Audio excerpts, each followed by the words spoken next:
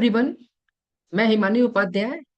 स्वागत है आप सभी का रिसर्च मेथोडोलॉजी के इस व्याख्यान श्रृंखला में। पिछले व्याख्यान श्रृंखला में लेक्चर में हम लोगों ने डिस्कस किया था यूनिवर्स क्या होता है, पॉपुलेशन क्या होता है, पॉपुलेशन फ्रेमवर्क क्या होता है, सैंपल क्या होता है, सैम्पलिंग टेक्निक्स क्या है, कितने प्रकार की होती हैं, कौन कौन सी होती हैं, और उसके अंतर्गत हम लोगों ने बात की थी नॉन प्रोबेबिलिटी सैंपलिंग की। अब इसके आगे आज हम लोग बात करेंगे प्रोबेबिलिटी सैंपलिंग, संभाव्य प्रतिदर्श चयन प्रक्रिया। प्रोबेबिलिटी सैंपलिंग टेक्निक्स कौन कौन सी हैं, इस व्याख्यान को आप लोग ध्यान से सुनिए। जरूरत पड़ने पर नोट्स लीजिए तो आपके सभी कंसेप्ट बिल्कुल स्पष्ट होंगे। और अगर समझ में नहीं आता है, कहीं भी अगर आपको कुछ डाउट होता है, तो कमेंट बॉक्स में लिख के मुझे जरूर पूछिए। वीडियो को लाइक और सब्सक्राइब जरूर करिए। आइए बिना देरी किए हम शुरू करते हैं probability sampling techniques. Probability sampling techniques होती क्या है? प्रोबेबिलिटी सैंपलिंग टेक्निक्स वो होती हैं जिसमें समस्त यूनिवर्स में कहें या पॉपुलेशन में कहें, जनसंख्या में कहें, प्रत्येक मेंबर को चुने जाने की बराबर बराबर संभावनाएं होती हैं। There is a probability of selection of the each and every member of the universe. जब सभी मेंबर्स को बराबरी से चुने जाने का अवसर मिलता है, ऐसी स्थिति में जो भी हम सैंपल लेते हैं वो हमारे संपूर्ण न्यायदर जो पॉपुलेशन है, जनसंख्या है, उसका प्रतिनिधित्व करती है। इसका सबसे पहले प्रकार है जो हम डिस्कस करेंगे, सबसे पहले रैंडम सैंपलिंग। रैंडम सैंपलिंग या हम इसको बोल सकते हैं संभाव्य न्यायाधीश चयन प्रक्रिया, जिसमें सभी सदस्यों को चुने जाने की संभावना बराबर बराबर होती है। परंतु इसके लिए एक कंडीशन होती है जरूरी, कि इसमें जब पॉपुलेशन कैसा हो, जब आप कोई रिसर्च कर रहे हैं और आपके रिसर्च का, आपके शोध का जो पॉपुलेशन है, वो पॉपुलेशन कैसा हो, होमोजीनियस हो, और साथ ही साथ नॉट वाइडली स्प्रेड, मतलब समजातीय हो, सजातीय हो, और बहुत ज्यादा फैला हुआ ना हो ना। जब ऐसी स्थिति होती है तो ऐसी स्थिति में रैंडम सैंपलिंग या संभाव्य न्यायाधीश चयन प्रक्रिया बहुत उपयुक्त होती है ना। Random sampling and systematic sampling, व्यवस्थित तकनीकी न्यायाधीश चयन प्रक्रिया, ये बहुत ज्यादा उपयुक्त होती है ना। The most appropriate sampling techniques to be used. ठीक है, तो दैट मीन्स ये बात ध्यान रखेंगे, जब आपका पॉपुलेशन कैसा हो, होमोजीनियस हो, नॉट वाइडली स्प्रेड हो, तो तब ऐसी स्थिति में आप रैंडम सैंपलिंग को उपयोग आसानी से कर सकते हैं। इसमें सबसे बड़ी बात आती है, क्योंकि जो हमारे पास पॉपुलेशन का फ्रेमवर्क होता है, random sampling is useful when the frame must be available. जनसंख्या का जो ढांचा है वो आपके पास है, आपके पास जितने भी सदस्य हैं उस जनसंख्या के अंतर्गत हैं, उन सबकी आपके पास लिस्ट उपलब्ध है आसानी से, तो आप आसानी से इस काम को कर सकते हैं। मान लीजिए फॉर एग्जांपल आपने स्टडी करना चाह रहे हैं anxiety in relation to stress, tension and monthly expenses of middle school teachers of Bhopal, Madhya Pradesh. ठीक है, तो आप किस पे काम करना चाह रहे हैं? आप करना चाह रहे हैं एंजाइटी को किसके रिलेशन में बात कर रहे हैं? तनाव के, स्ट्रेस की स्थिति में आप देख रहे हैं, टेंशन में, और उनका जो मासिक आय है, खर्चे हो रहे हैं, उस संदर्भ में आप मिडिल स्कूल टीचर्स के ऊपर, भोपाल मध्य प्रदेश के मिडिल स्कूल के स्कूल टीचर्स पे काम करना चाहते हैं।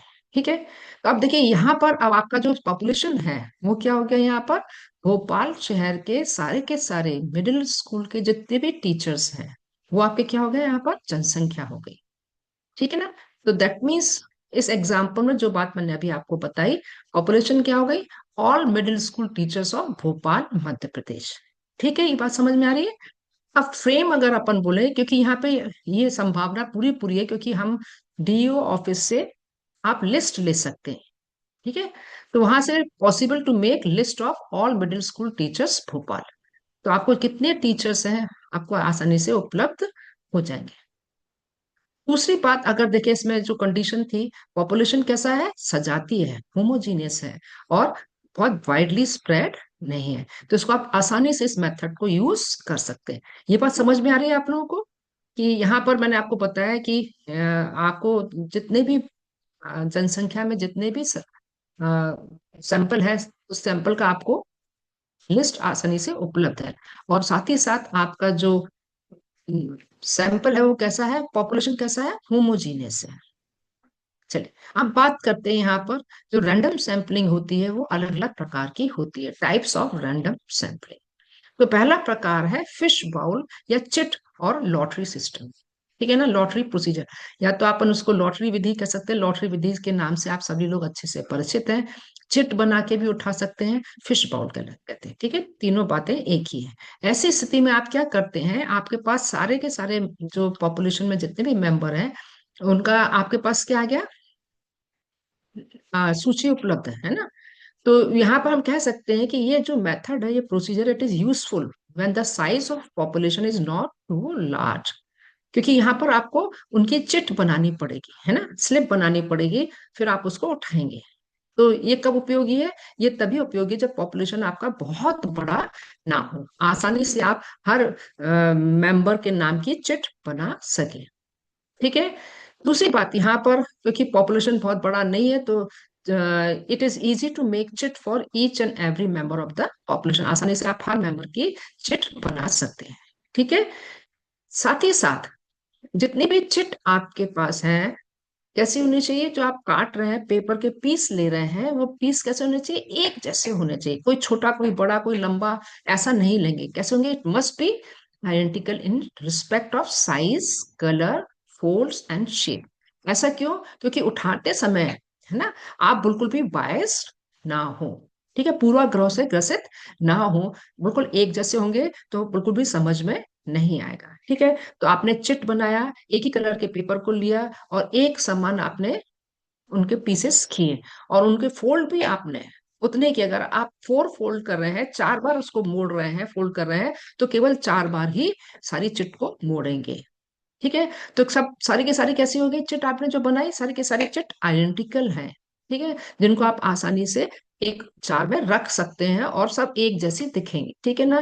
तो यहाँ पर मान लीजिए फॉर एग्जांपल आपने एक स्टडी करना चाह रहे हैं, और उस स्टडी में जो पॉपुलेशन का साइज है कितना है, 150।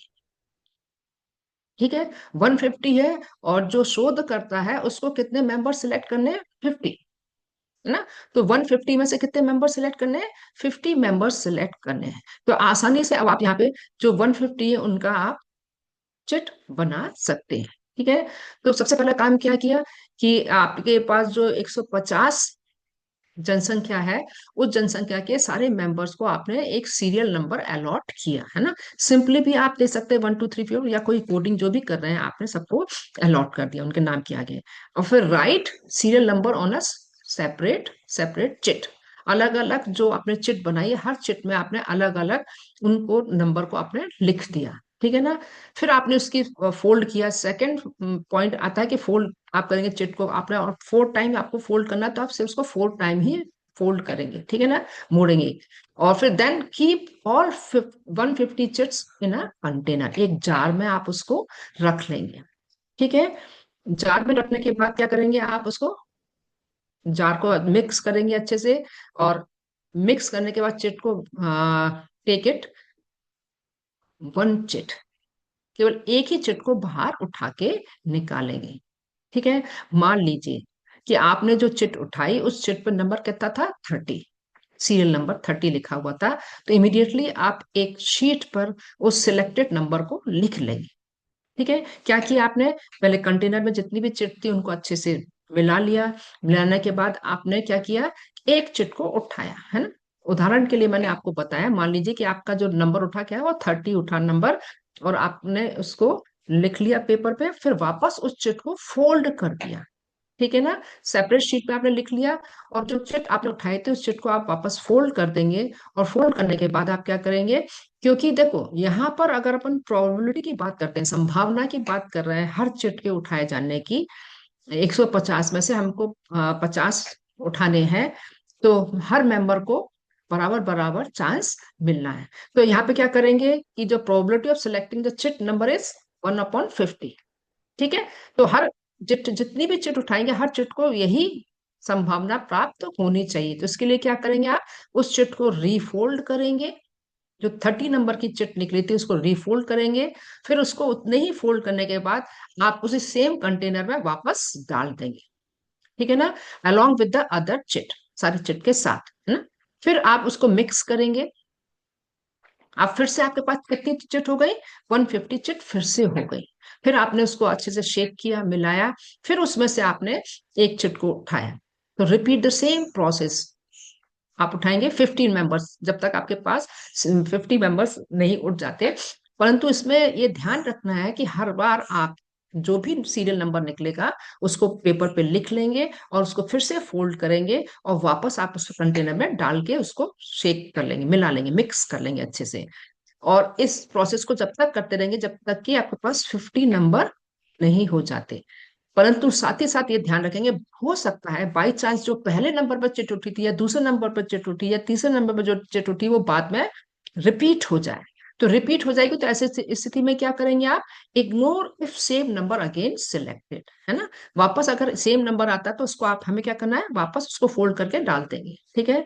फिर दोबारा उठाएंगे, और ये प्रोसेस कब तक चलेगी, जब तक आपके पास 50 मेंबर्स के सीरियल नंबर नहीं आ जाते। ठीक, समझ में बात आ रही है। तो ये कौन सी मेथड हो गई, आपकी लॉटरी सिस्टम हो गई, जिसमें कि आपने जितने पॉपुलेशन में मेंबर है उन पॉपुलेशन के मेंबर्स को आपने सीरियल नंबर अलॉट किया, चिट बनाई, हर चिट पे आपने सीरियल नंबर लिखा, उनको एक समान, एक जैसा बिल्कुल फोल्ड करेंगे, और कंटेनर में डालेंगे, मिक्स करेंगे, और एक एक करके उठाएंगे, और वापस फोल्ड करके डाल देंगे। और जो चिट आप उठा रहे हैं उसका नंबर आप सेपरेट शीट पे लिखते जाएंगे। ठीक, समझ में आता है इतनी। तो ये कौन सी मेथड हो गई, ये मेथड हो गई आपकी लॉटरी सिस्टम। ठीक है, या चिट मेथड प्रोसीजर है, जिसके थ्रू आप यहाँ पर सैंपल को आसानी से चुन सकते हैं। ठीक, इसके बाद तीसरी रैंडम मेथड होती है रैंडम नंबर टेबल। ठीक है, ये रैंडम नंबर टेबल मैंने यहाँ पे लगाई हुई है। ये जो रैंडम नंबर टेबल है ये टिपिट, ये थे उनकी बनाई हुई है। और इसमें उन्होंने 10,000 से कहीं ज्यादा नंबर को, सीरियल नंबर्स को उन्होंने लिखा था। और इसमें काफी सारी शीट्स होती हैं, शीट्स पे टेबल बनी होती है ना। तो इसको आइए देखते हैं अपन इसको कैसे यूज करते हैं, इस रैंडम टेबल को। इसको मैं भी पूरा बताती हूँ डिटेल में आपको।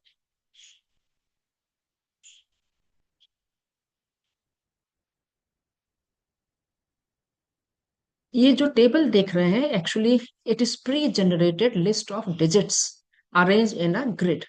आप देखिए, जो भी आप देख रहे हैं इस रैंडम टेबल में, ये जो नंबर जितने भी सिलेक्ट किए हैं ये सब कैसे हैं, प्री जनरेटेड डिजिट्स हैं। यहाँ पे देखिए कितने डिजिट्स में है ये, 1 2 3 4 5, फाइव फाइव डिजिट्स में सारे नंबर्स हैं। तो यहाँ पर कॉलम्स हैं और रो भी है। ठीक है, तो ग्रिड में है। और where each digit was originally chosen randomly, यहाँ पे जो भी नंबर लिखे गए हैं ये रैंडमली सिलेक्टेड ना डिजिट्स है। ठीक है, and it is use to select random sample for studies.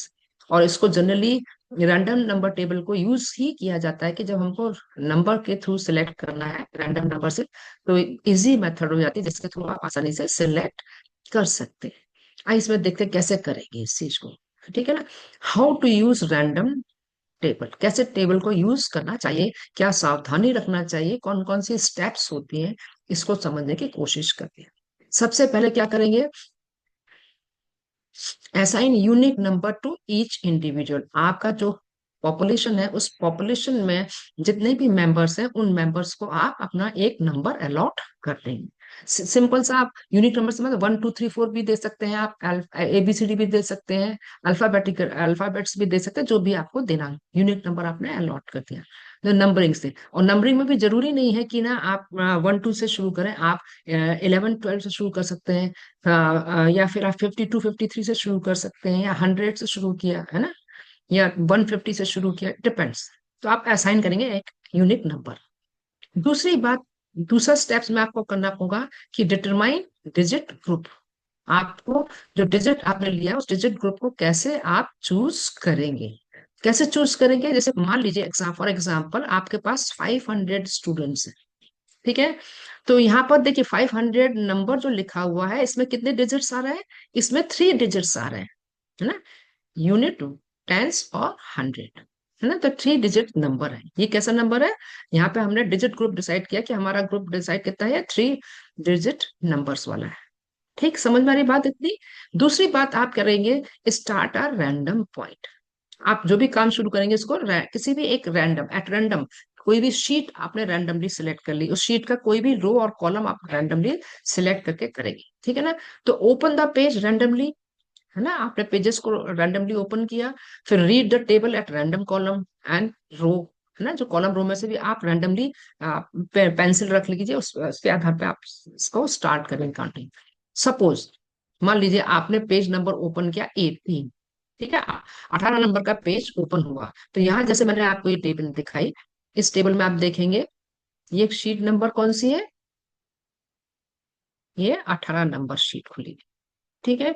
इस 18 नंबर की शीट में आप देखेंगे, मान लीजिए यहाँ पर मैं कॉलम नंबर 2 से शुरू किया मैंने, ठीक है, कॉलम नंबर 2 से, और रो नंबर मैंने यहाँ पे ले लिया 3 से स्टार्ट किया, ठीक है।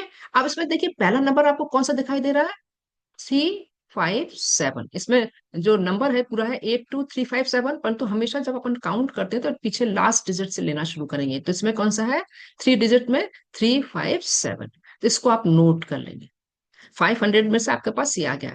परंतु देखिए सेकंड नंबर पे अब ये है 994, है ना। तो 994 इट इज मोर देन 500, इसको हम इग्नोर कर देंगे, ठीक है। फिर इसके बाद देखिए 701, तो इस डिजिट में भी ये 700 में जा रहा है, तो इसको भी हम क्या करेंगे, इग्नोर करेंगे। इसके बाद नेक्स्ट देखेंगे, इसमें नेक्स्ट नंबर क्या आ रहा है, 088, 88 नंबर, ठीक है। इसको आप सीरियल नंबर आपने नोट कर लेंगे सेपरेट शीट में। इसके बाद 791 आ रहा है, इसको भी हटा देंगे, है ना।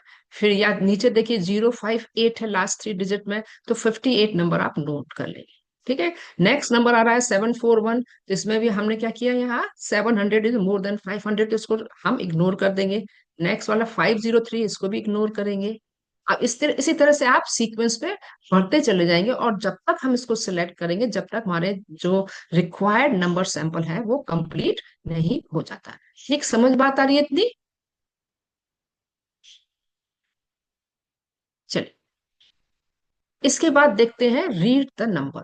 नंबर को आपको रीड करना होगा, ये चीज में जो suppose you select to use column number, जैसे मान लीजिए यहाँ पे 3 कॉलम लिया, रो नंबर 2, तो यहाँ पर ये नंबर आ रहा है 80200, ठीक है ना। तो you have to select 3 digit number that is 200, last 3 number क्या है, 200, तो आपने सेलेक्ट किया 200 को। सिमिलरली नेक्स्ट नंबर में क्या आ रहा है सीक्वेंस में, 80400, तो इसमें आपका नंबर कौन सा सिलेक्ट हुआ, 400, है ना।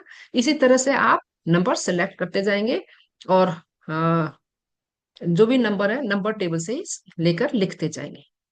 फिफ्थ स्टेप जो आपको करनी है, सेलेक्ट एंड स्किप, ठीक है। कौन से नंबर है जिनको अपन सिलेक्ट करेंगे, कौन से नंबर है जिनको हम स्किप करेंगे।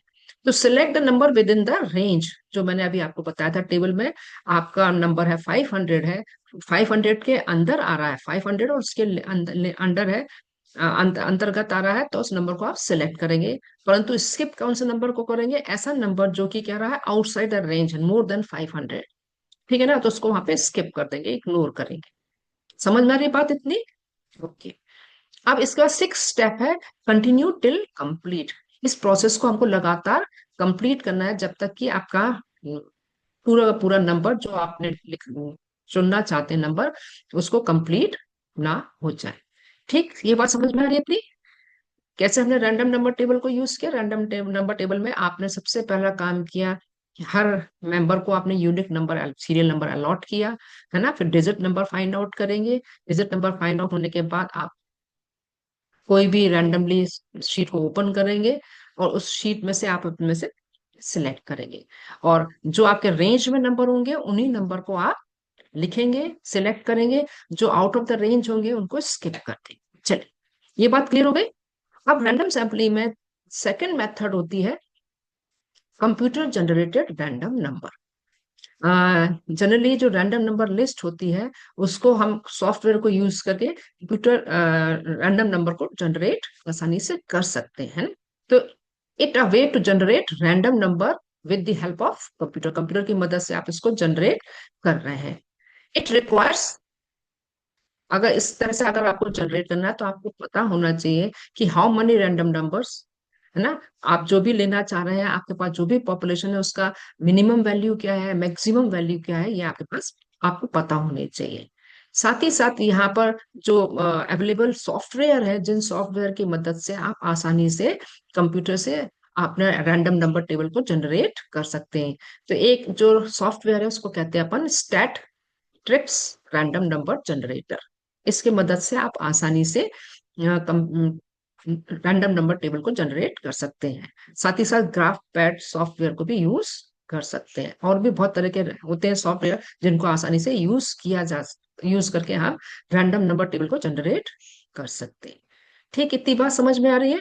तो ये जो बता रहा रैंडम नंबर टेबल को आप जनरेट करके फिर उसमें आप वही प्रोसेस रिपीट करेंगे रैंडम नंबर टेबल में, जो मैंने अभी आपको बताया उसी तरीके से आप अपने सैंपल को सिलेक्ट करेंगे। ठीक, चलिए अब बात करते हैं रैंडम सैम्पलिंग टेक्निक जो है उसके क्या लाभ है और क्या से दोष है। ठीक है, advantages and disadvantages of random sampling technique. Advantage क्या है?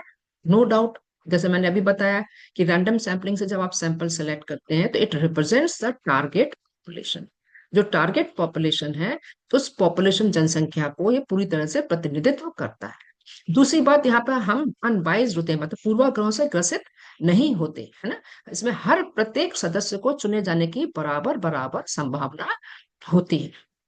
और नो डाउट जो भी आप उस सैंपल लेते हैं उस सैंपल से फिर आप डाटा कलेक्ट करते हैं तो इजी टू एनालाइज, आसानी से आप उसका विश्लेषण कर सकते हैं, व्याख्या कर सकते हैं, interpret the result, easy to understand, आसानी से समझ में आ जाता है, क्लियरली आप उसको लिख सकते हैं और यूज कर सकते हैं। तो ये सारी चीजें क्या है इसकी उपयोगिता, उसके लाभ है अगर आप रैंडम सैंपल टेक्निक को यूज करते हैं। इसके कुछ दोष भी है ना, डिसएडवांटेजेस है। डिसएडवांटेजेस क्या है?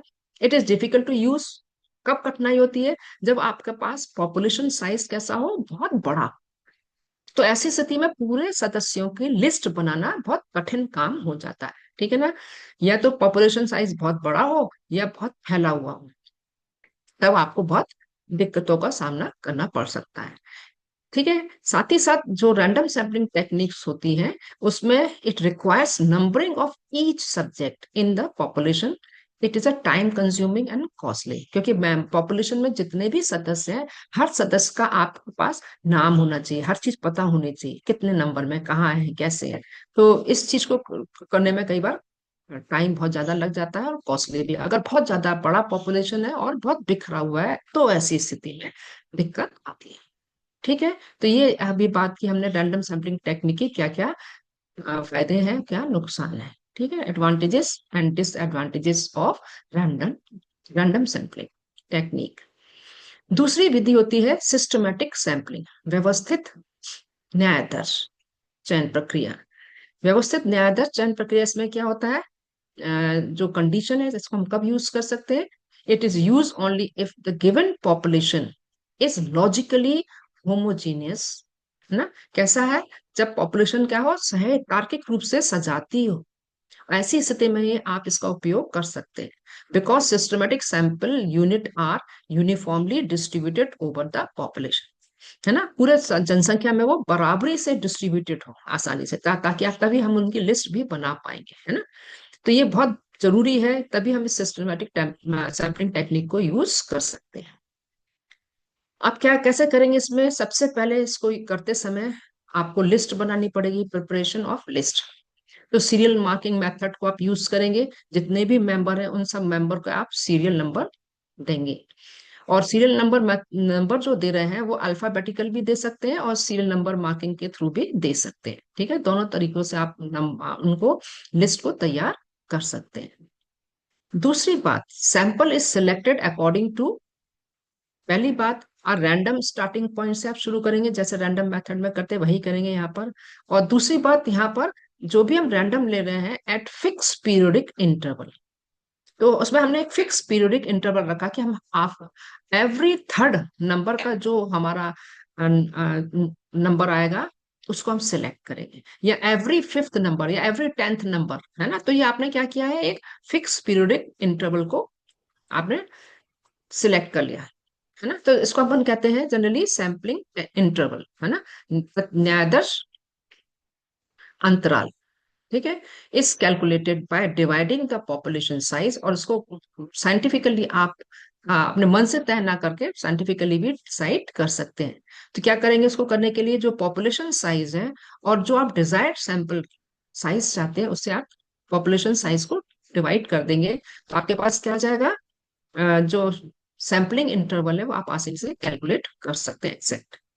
मान लीजिए जैसे, ठीक है, इसको करने के लिए जो फॉर्मूला होता है, जो नंबर आप सैम्पलिंग इंटरवल ले रहे हैं, इट इज डिनोटेड बाय के। ठीक है, तो K is equal to capital N upon small N. Capital N जो बता रहा है आपके पॉपुलेशन साइज को, स्मॉल एन शो कर रहा है आपके डिजायर्ड सैंपल साइज। ठीक है, फॉर एग्जाम्पल मान लीजिए पॉपुलेशन साइज कितना है, 10,000। ठीक है, 10,000 है और रिक्वायर्ड सैंपल आप चाहते हैं कि 400 आपको सिलेक्ट करने हैं। तो ऐसी स्थिति में क्या करेंगे, आपके पास के हो गया 10,000, एन हो गया आपका, स्मॉल एन हो गया, एन इज इक्वल टू,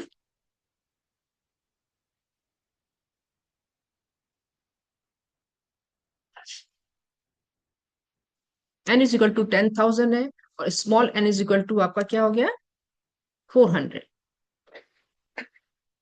ठीक है, तो इसको फॉर्मूले में आपने पुट किया तो क्या हो गया यहाँ पे, 10,000 divided by 400 is equal to 25। तो ये 25 आपने क्या कैलकुलेट किया, 25 आपने कैलकुलेट किया अपना सैम्पलिंग इंटरवल। तो हम हर 25वें जो भी लिस्ट बनाई है उस लिस्ट में हर 25वें सदस्य को सिलेक्ट करेंगे, ये आपने यहाँ पर तय हो गया। ठीक, इतनी बात समझ में आ रही है आप लोगों को। अब देखिए यहाँ पर all member of population have equal chance to being selected as a starting point और इंटरवल सब्जेक्ट। तो इसमें क्या हुआ कि सभी सदस्यों को चुने जाने की बराबरी से संभावना है, और इस किसी भी आप इंटरवल पॉइंट से शुरू कर सकते हैं। उसको जरूरी है हम 1 से शुरू करें, हम उसको 100 से शुरू करें या 50 से शुरू करें या 60 से शुरू करें, जिस भी पॉइंट से शुरू करें उसके बाद आप एवरी 25 के बाद लेंगे। तो रैंडमली आपको नंबर स्टार्टिंग पॉइंट सिलेक्ट करना है। ठीक है, अब इसकी बात करते हैं इसके क्या इसमें एडवांटेजेस है और क्या डिसएडवांटेजेस है ना, इसके इसमें क्या लाभ है और क्या दोष है। तो सबसे पहली बात यहाँ पर, ये मेथड भी अगर पॉपुलेशन आपकी बहुत ज्यादा फैली हुई नहीं है तो इट इज, और होमोजीनियस है, तो it is simple to use, आसानी से इसको हम उपयोग कर सकते हैं। पॉपुलेशन जैसे इवनली सैंपल्ड है, sample usually represent the whole population, है ना, पूरे जनसंख्या का सही रूप से प्रतिनिधित्व करता है। इसके डिसएडवांटेजेस है, process of selection can interact with the hidden periodic trades with in the population. Population में कई बार जो छुपे हुए कुछ ट्रेड्स होते हैं, उनके शील गुण होते हैं, वो उनके कारण उनसे इंटरेक्ट होकर कई बार कंफ्यूजन हो जाता है। जैसे मान लीजिए आप सिलेक्ट कर रहे हैं, परंतु सिलेक्ट करते समय वही बच्चा, अगर आप स्टडी करने जा रहे हैं, उनके इंटेलिजेंस को देखना चाह रहे हैं, है ना, बुद्धि को देखना चाह रहे हैं, परंतु वहां पे एक हिडन ट्रेड ऑलरेडी है, सोशो इकोनॉमिक स्टेटस, है ना, उनकी सामाजिक आर्थिक स्थिति, तो वो इंटरेक्ट करके कई बार आपको जो रिजल्ट है उसको वो डिस्टर्ब कर सकते हैं। तो इसके ये डिसएडवांटेजेस है। समझ में आ रही बात कि किस तरीके से सिस्टमेटिक टेक्निक को आप यूज करेंगे। इसमें सीधे सीधे हमने जो सैंपल इंटरवल है उसको कैलकुलेट करने के बाद आसानी से रैंडमली आपने कोई भी पॉइंट डिसाइड किया, उस पॉइंट से आप उसको सिलेक्ट करना कर सकते हैं। ठीक है, तो this is a systematic sampling technique. अब आइए बात करते हैं stratified random sampling technique. Stratified मतलब निश्चित क्रम, निश्चित क्रमबद्ध तकनीकी है, प्रतिदर्श चयन प्रक्रिया है ये। इसमें क्या होता है जनरली, यहाँ पर भी इसको हम कब यूज करते हैं, जब हमारा पॉपुलेशन कैसा हो, हेट्रोजेनस हो और नॉट वाइडली स्प्रेड, है ना, सजातीय नहीं है हमारा, है ना, वहां पे विषम जातीय है, जो अलग तरह के मिक्स लोग हैं, परंतु बहुत ज्यादा फैला हुआ नहीं है। ऐसी स्थिति में आप स्ट्रेटिफाइड रैंडम सैम्पलिंग टेक्निक को यूज कर सकते हैं, निश्चित क्रम वर्ग विधि से, ठीक है ना। तो इसमें कैसे करते हैं, यहाँ पर ध्यान रखना पड़ेगा आपको कि मान लीजिए आप एक कंपैरेटिव स्टडी करना चाह रहे हैं, anxiety of male and female students of class ninth of government school of Jabalpur, इसके ऊपर काम करना चाह रहे हैं, ठीक है। अब इसमें देखिए, ये मैंने टेबल से समझाने की कोशिश करती हूँ मैं आपको।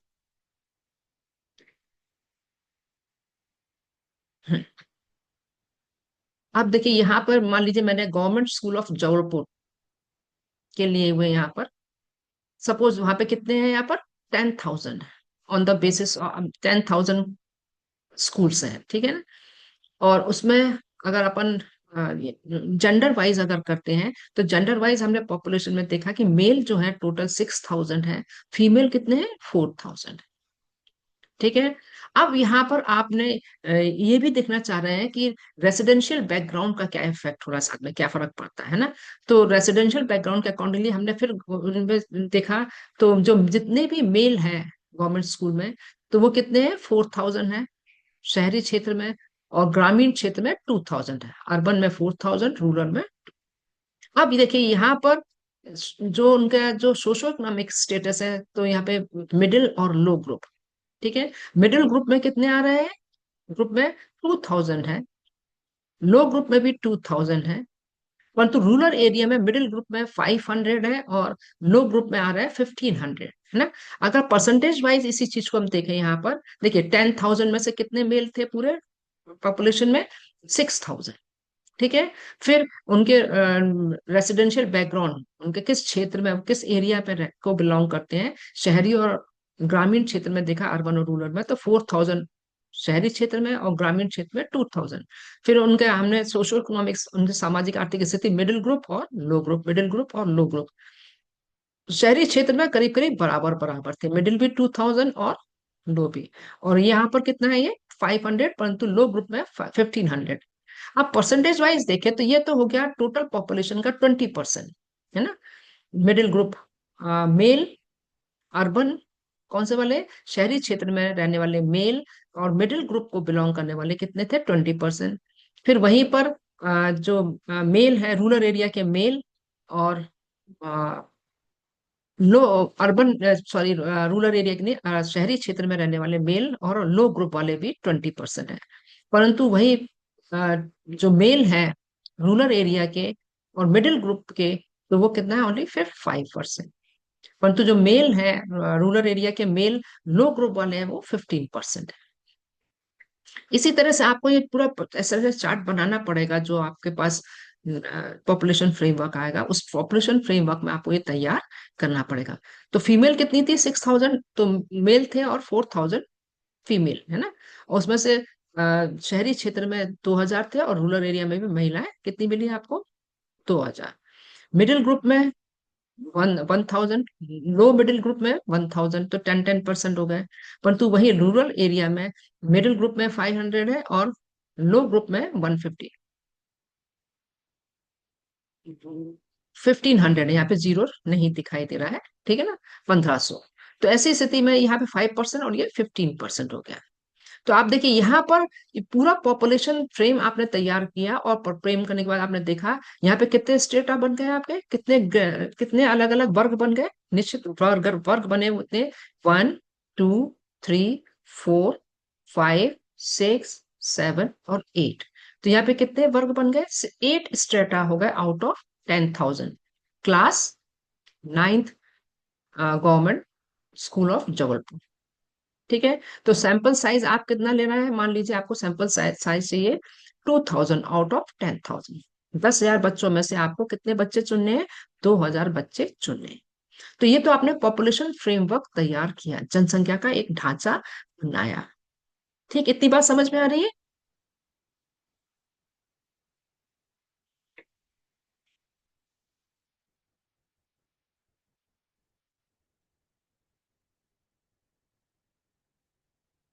इसके बाद देखते हैं।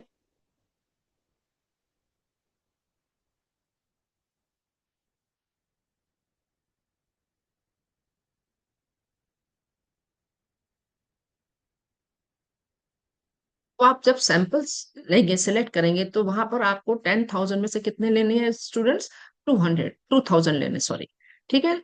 तो आप यहाँ पर आपने आपका जो रेशो आपने अभी देखा था, है ना, कि कितना रेशो था वहां पर? 60% मेल मेंबर थे और 40% फीमेल मेंबर थे। तो उसी रेशो को ध्यान में रख के आपको 10,000 में से 2,000 मेल, 2,000 में से मेल सिलेक्ट करने 60%, और 40% फीमेल सिलेक्ट करनी है। ठीक है। तो यहाँ पर मेल स्टूडेंट्स कितने हुए? क्लास 9 के जो मेल स्टूडेंट है, आपने 2,000 हमको सैंपल साइज लेना है, उसमें 60% कैलकुलेट किया तो कितना है? 1,200।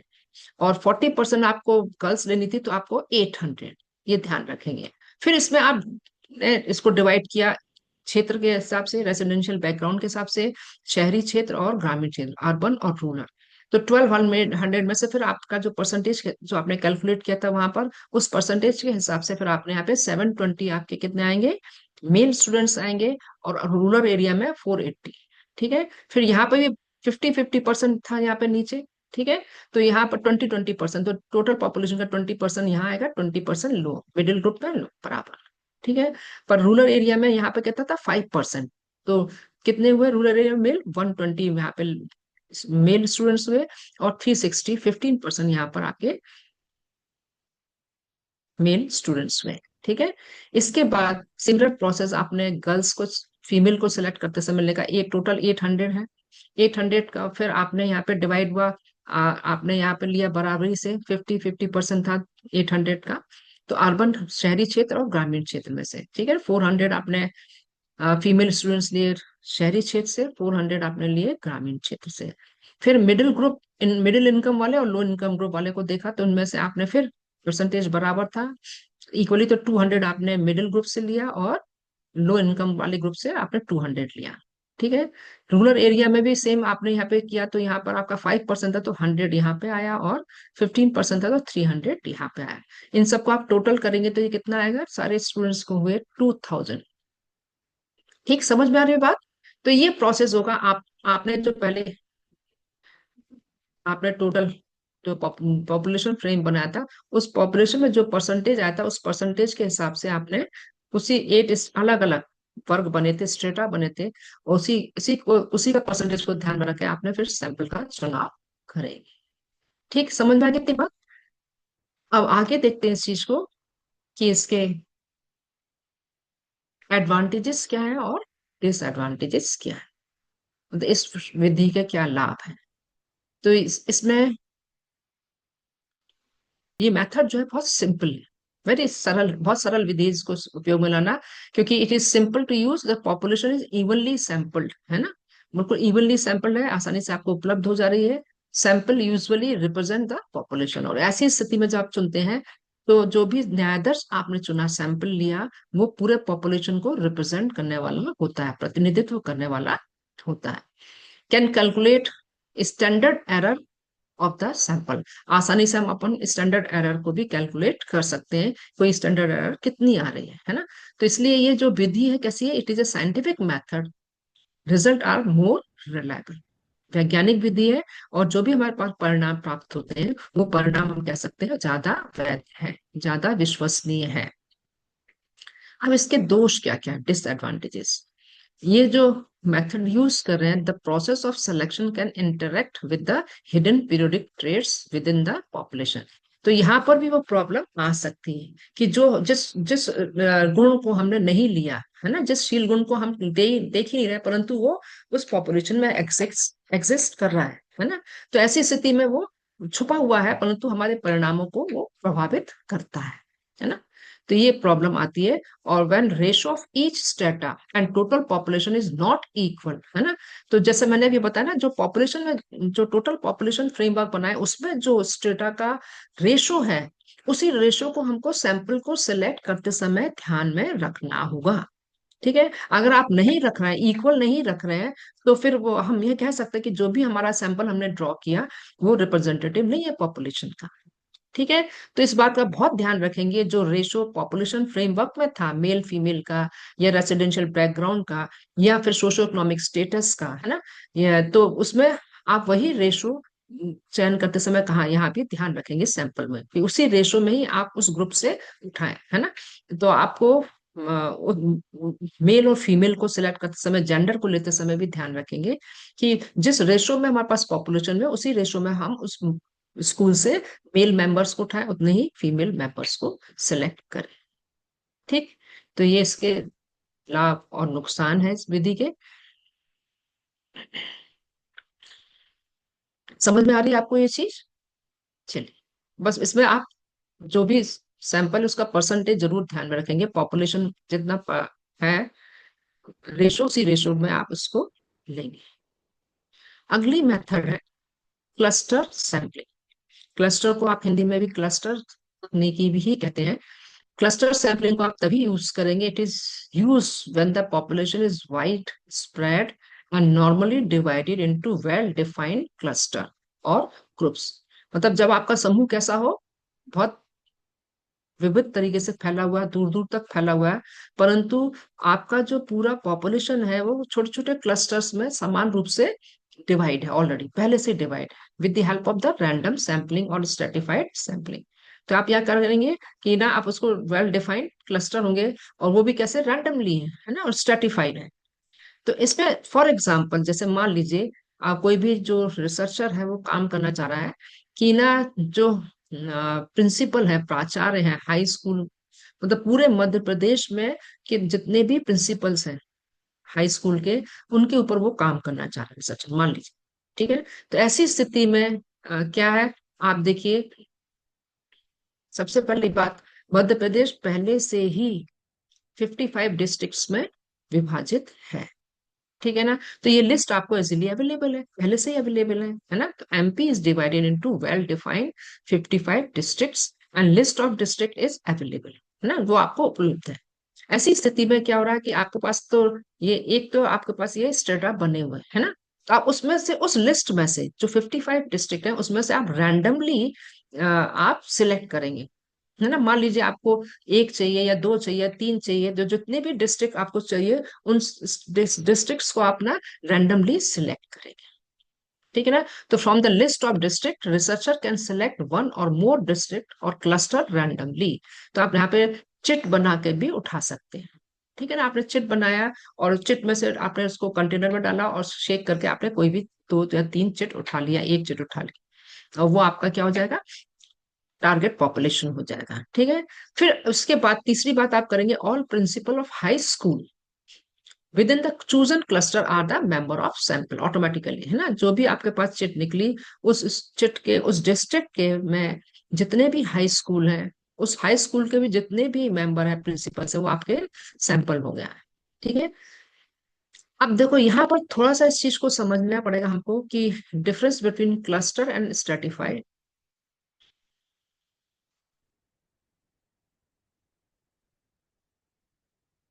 क्या डिफरेंस है, difference between cluster and stratified sampling. इसके पहले हमने कौन सी बैठा पढ़ रहे थे, स्ट्रेटिफाइड सैम्पलिंग, है ना। तो दोनों में डिफरेंस क्या होता है, बहुत बारीक महीन सा अंतर है, उसको अंतर को आपको समझना बहुत अनिवार्य है। क्लस्टर टेम्पलिंग सैम्पलिंग जो होती है, क्लस्टर जो न्यायाधीश चयन प्रक्रिया है, उसमें treated as the sample unit, ना, treated as the sampling unit, so analyze is done on population of cluster। जो होल पॉपुलेशन है उसमें क्या कर रहे हैं आप, उसमें क्लस्टर्स बने हुए हैं। ठीक है ना। तो यहाँ पर at least in the first stage में तो ऑटोमेटिकली वो चीज डिवाइडेड आपको मिल रही है, बनी बनाई मिल रही है ना। And subjects of selected cluster are studies. केवल क्या करना है आपको, जो क्लस्टर पहले से ही बने हुए हैं, उनमें से कोई भी एक क्लस्टर आप रैंडमली उठा रहे हैं, और उस क्लस्टर को ही फिर आप स्टडी कर रहे हैं। ठीक। दूसरी बात, it is reduce cost by sampling efficiency. तो यहाँ पर क्या हो रहा है कि ऑलरेडी जो स्ट्रेटा बने हुए थे, है ना, क्लस्टर बने हुए थे, उन क्लस्टर में से आपने रैंडमली एक या दो को, और या ज्यादा जितने भी समूह को आपने चुना, और उन सबको फिर आपने उनके ऊपर पूरा फिर काम किया। किंतु स्ट्रेटिफाइड सैम्पलिंग में क्या करते हैं, the analysis is done on subjects. यहाँ पर हम सीधे सीधे काम करते हैं, जो भी हमारे पास सब्जेक्ट सिलेक्ट हो रहे हैं उनके ऊपर एनालाइज करते हैं with in the strata, and random sample is drawn from each of the strata. ठीक है ना। तो रैंडम सैंपल भी हम कहाँ सिलेक्ट करते हैं, जो हमारा स्ट्रेटा जो वर्ग बने थे हम वर्ग में से ही रेशो को ध्यान में रखकर ही चुनते हैं। और it is to increase precision, इसमें क्या होता है कि शुद्धता बहुत बढ़ जाती है। ठीक है, इतनी बात समझ में आ रही है, ये दोनों में अंतर होता है क्लस्टर सैंपलिंग में और स्ट्रेटिफाइड सैंपलिंग। क्लस्टर सैंपलिंग में हमारे पास क्लस्टर बने हुए हैं, उन क्लस्टर में से रैंडमली हम उसको सिलेक्ट करते हैं, फिर उनको जो हमारे पास सिलेक्ट होता है उसको फिर हम सैंपलिंग के लिए लेते हैं। परंतु स्ट्रेटिफाइड में हम सिस्टमेटिकली रेशो को बेस बनाकर आप उसमें सिलेक्ट करते हैं। और रेशो के आधार पर आप सैंपल सिलेक्ट करते हैं। ठीक है, तो ज्यादा एक्यूरेट चीज बढ़ जाती है आपकी। अब इस सैंपल टेक्निक्स का आप देखते हैं, सैम्पलिंग टेक्निक के क्या फायदे हैं और क्या नुकसान है, एडवांटेजेस एंड डिसएडवांटेज। तो ये जनरेटिंग सैम्पलिंग फ्रेम और cluster is economical, and sampling frame is often readily available at cluster level. है ना, जो भी आपने सैंपल फ्रेम था जो जनरेट किया, क्लस्टर इज आपको इकोनॉमिक पड़ता है ना, बहुत ज्यादा खर्चा नहीं आता क्योंकि ऑलरेडी पहले से बने बनाए हैं। फिर सैम्पलिंग फ्रेम इज आपको रेडिली बना बनाया मिल रहा है, ठीक है, क्लस्टर लेवल पर। दूसरी बात, ये मोस्ट इकोनॉमिकल है और टाइम सेविंग है फ्रॉम द सैम्पलिंग, है ना। तो बहुत हमको सस्ता पड़ता है, मतलब पैसा ज्यादा खर्च नहीं होता और समय की भी बचत होती है। इसमें दोष है इसमें इस टेक्निक में कि जो सैंपल में not reflect the diversity of the population. ये हो सकता है कि जो आप ना जो क्लस्टर ले रहे हैं हो सकता है वो डाइवर्सिटी को, पॉपुलेशन की डाइवर्सिटी को सही सही तरीके से रिप्रेजेंट ना कर रहा हो। Other element in the same cluster में शेयर सिमिलर कैरेक्टरिस्टिक्स। ये भी बात हो सकती है कि जो क्लस्टर हमने चुने तो दोनों क्लस्टर में करीब करीब सिमिलर कैरेक्टर्स आपको मिल रहे हैं, है ना, किसी तीसरे में कुछ और है अलग, है ना। तो ये प्रॉब्लम इसमें आ सकती है। प्रोवाइड लेस इंफॉर्मेशन और observation than stratified random sampling the same size.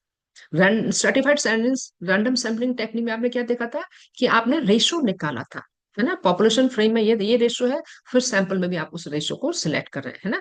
परंतु यहाँ पर क्या हो रहा है कि इन्फॉर्मेशन जितनी ज्यादा अच्छी आपको स्ट्रेटिफाइड रैंडम सैम्पलिंग में मिलती है, एक्यूरेट, उसमें मिलने की संभावना कम होती है।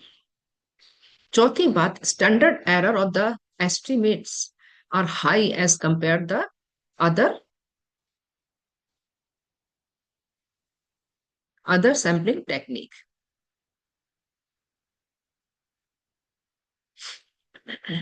ठीक समझ में आ रही, जो दूसरी विधि हमने अभी पढ़ी थी उन विधियों के मुकाबले में यहाँ पर आपकी टेक्निक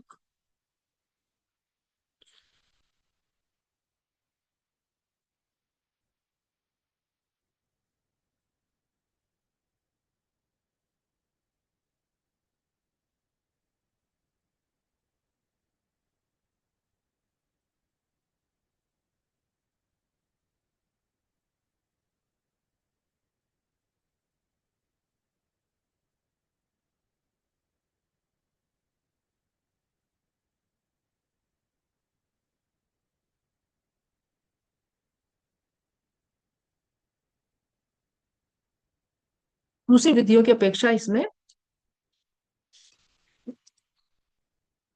अ, जो स्टैंडर्ड एरर है वो ज्यादा थी।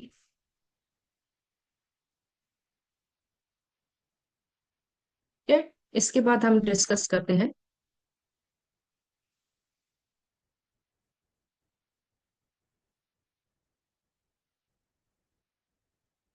Multi stage sampling technique. Multi stage sampling technique जैसे आप अलग अलग स्तरों में न्यायदर्श प्रक्रिया को कर रहे हैं। सबसे पहले इसमें बात आती है कि it is useful when the population is wide spread, फैला हुआ है। It is not possible to list all member of the sampling unit. इतना ज्यादा फैला हुआ है आपका पास जनसंख्या कि सारे मेंबरों की आपको लिस्ट आसानी से उपलब्ध नहीं हो रही, बहुत डिफिकल्ट टास्क है इसको बनाना। तो ऐसी स्थिति में क्या करेंगे, ये कैसी प्रोसेस हो गई, it is a complex form of cluster sampling. Cluster sampling से थोड़ी सी जटिल प्रक्रिया है इसमें। क्योंकि क्यों जटिल है, क्योंकि इसमें more than 2 stages of selecting sample, sample को सिलेक्ट करने के लिए 2 या 3 स्टेजेस को हमको यूज करना पड़ता है, इसलिए मल्टी स्टेज कहलाती है, जहां पर कि बहुत वाइडली है और हमको अपना सैंपल चुनने के लिए 2 या 3 स्टेज में सैंपल को सिलेक्ट कर पा रहे।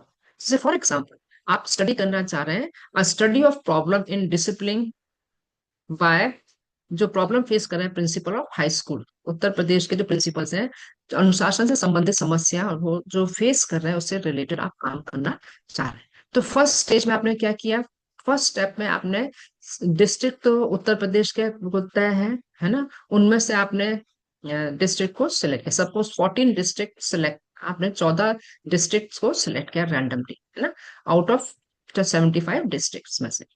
ठीक है, उन 14 डिस्ट्रिक्ट में से जितने भी हाई स्कूल के जो प्रिंसिपल्स हैं ना, उनको आपने यहाँ पे लिया। सेकेंड स्टेज में अब आप क्या करेंगे, द हाई स्कूल, जो जितने भी हाई स्कूल है वो सभी हाई स्कूल पे तो काम कर पाना संभव नहीं है, तो high schools from selected districts are selected randomly. फिर आपने चिट तैयार की सबकी, और उन चिट बनाने के बाद आपने हाई स्कूलों को सिलेक्ट किया रैंडमली। फिर थर्ड स्टेज में अब आपके पास क्या आ गया, यहाँ पे लिस्ट आ गई प्रिंसिपल्स की।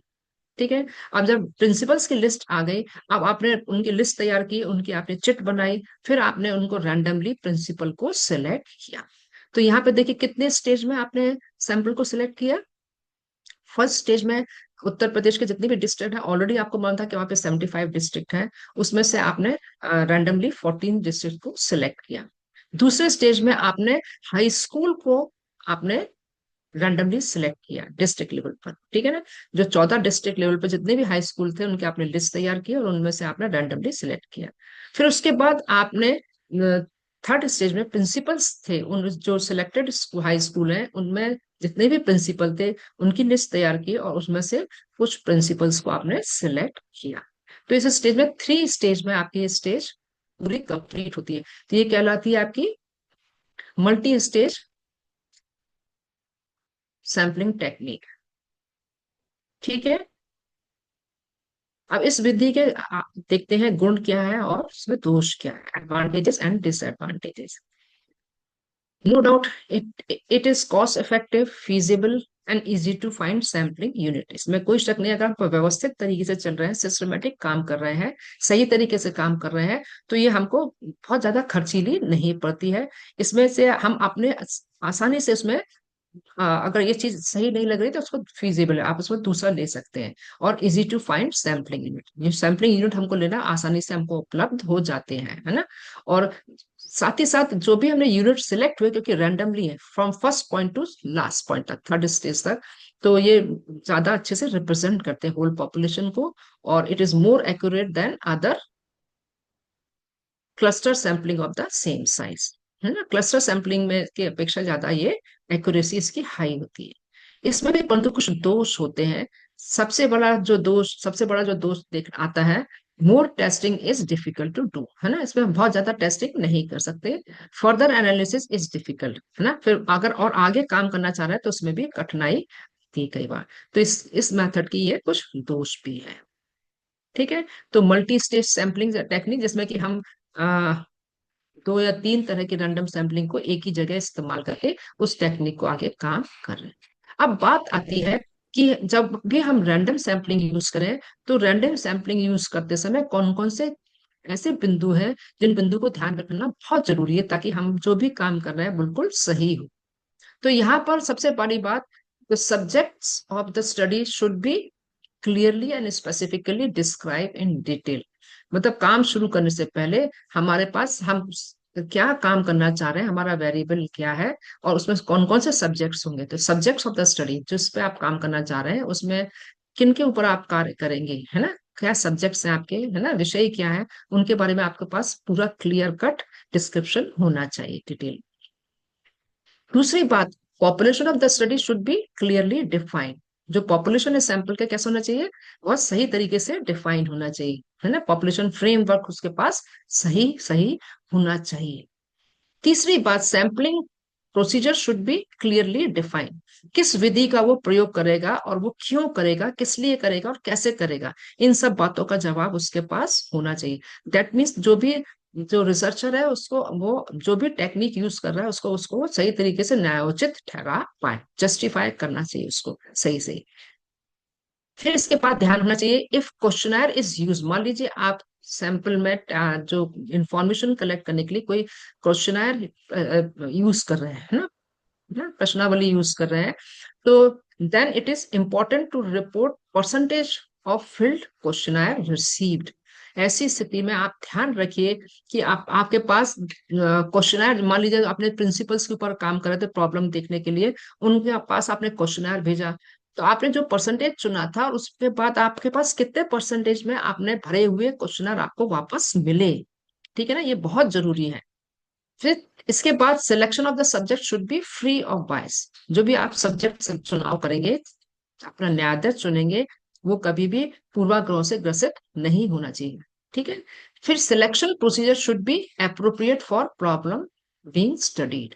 ठीक है ना, जो भी आप प्रोसीजर यूज कर रहे हैं, वो जो आपका जो समस्या है, जो प्रॉब्लम है, समस्या कथन है, उसी के अनुरूप आप सैम्पलिंग टेक्निक का यूज करेंगे, जो कि सही सही इसका आप न्यायोचित जवाब दे सकें। साथ ही साथ there should be an adequate number of subjects.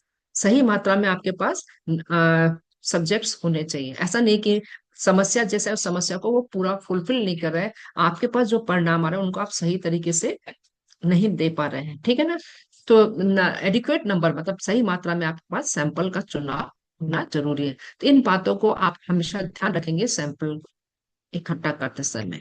ठीक है, तो आज हम लोग ने अभी बात की रैंडम सैम्पलिंग क्या होती है, कितने प्रकार की होती है, अलग अलग प्रकार, अलग अलग विधियों की बात की।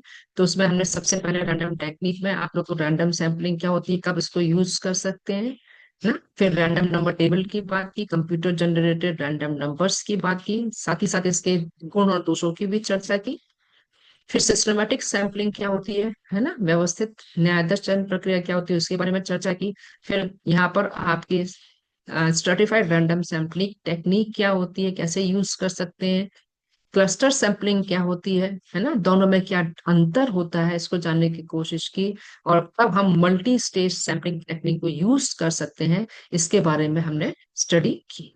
ठीक है ना, और किन किन बातों को आप ध्यान रखेंगे अपने सैंपल को चुनाव करते समय, उसकी चर्चा की। मैं उम्मीद करती हूँ कि आपको ये बात समझ में आई होगी, कंसेप्ट क्लियर हुए होंगे। और वीडियो खत्म होने के बाद इसको लाइक और सब्सक्राइब जरूर करिएगा। धन्यवाद, थैंक यू।